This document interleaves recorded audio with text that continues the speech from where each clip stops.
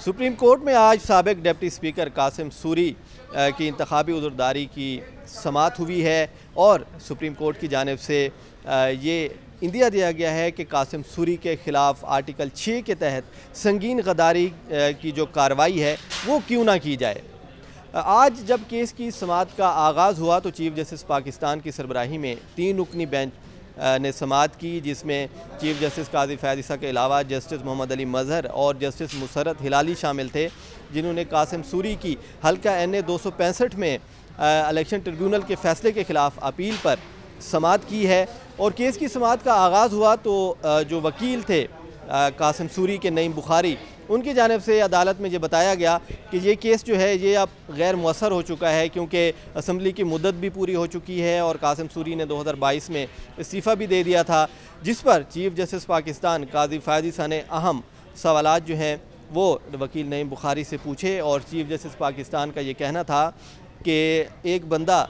जिसने तहरीक अदम एतमाद को नाकाम बनाने की कोशिश की और गैर आइनी फ़ैसला दिया, जिस पर सुप्रीम कोर्ट के 5 रुकनी लार्जर बेंच ने ये करार दिया कि कासिम सूरी का जो फ़ैसला था वो गैर आइनी था। तो क्या एक शख्स जो गैर आइनी काम करता है उसके ख़िलाफ़ क्यों ना संगीन गद्दारी की कार्रवाई जो है वो की जाए और आर्टिकल 6 लगाते हुए क्यों ना कासिम सूरी से ये पूछा जाए कि उन्होंने आइन की खिलाफ वर्जी क्यों की थी। जबकि चीफ जस्टिस पाकिस्तान ने दौरान समाअत ये भी कहा कि क्या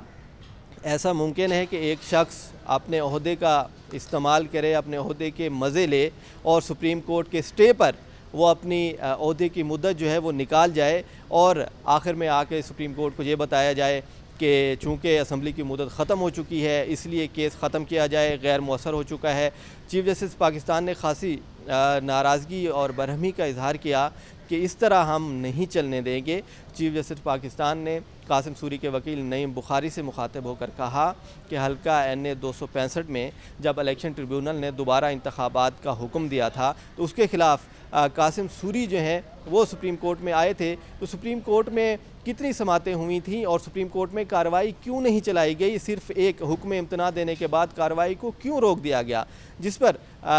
कासिम सूरी के जो वकील थे नईम बुखारी, उनकी जानिब से अदालत को बताया गया कि सुप्रीम कोर्ट में 2019 में इलेक्शन ट्रिब्यूनल के फ़ैसले के ख़िलाफ़ अपील दायर की थी कासिम सूरी ने, जिसमें यह कहा गया था कि इलेक्शन ट्रिब्यूनल ने हल्के में जो मुखालिफ उम्मीदवार थे लश्करी रईसानी, उनकी दरख्वास्त पर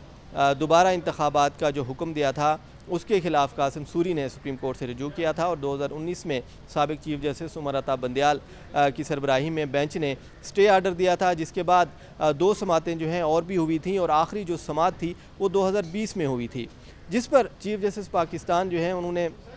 खासी नाराज़गी का इजहार किया। और चीफ जस्टिस पाकिस्तान काजी फैज़ ईसा ने कहा